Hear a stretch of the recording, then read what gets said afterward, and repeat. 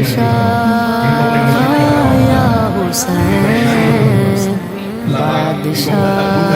یا حسین السلام یا حسین السلام یا حسین السلام یا حسین السلام یا حسین میرے حسین تجھے سلام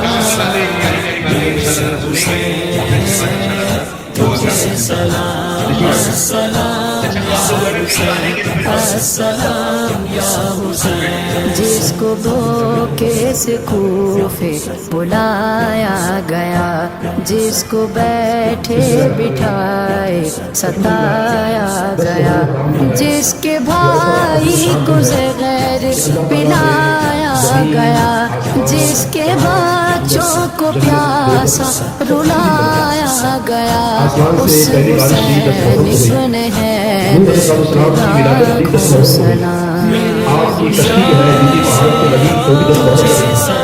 حضرت یعقوب علیہ السلام کی آنکھوں کی بینائی جو تھی تو وہ بھی 10 محرم کا دن تھا، اور یوسف علیہ السلام کو اللہ تعالیٰ نے ان کی جان بچائی اور وہ کنویں میں گر گئے تھے، اللہ نے انہیں بچایا تو بھی 10 محرم کا دن تھا۔ حضرت ایوب علیہ السلام ایک سخت آزمائش اور بیماری سے دوچار رہے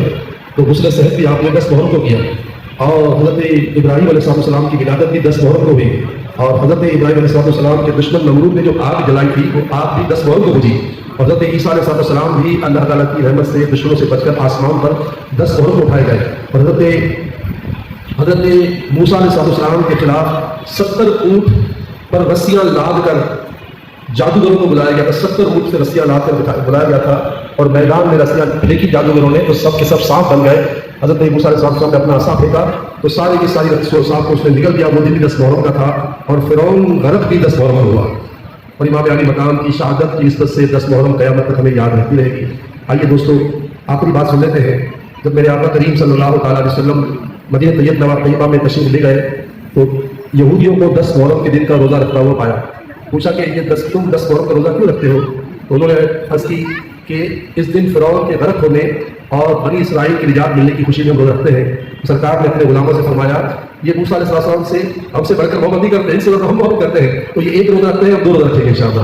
تو جن سے بن سکے وہ کل اور پرسوں کا روزہ رکھے،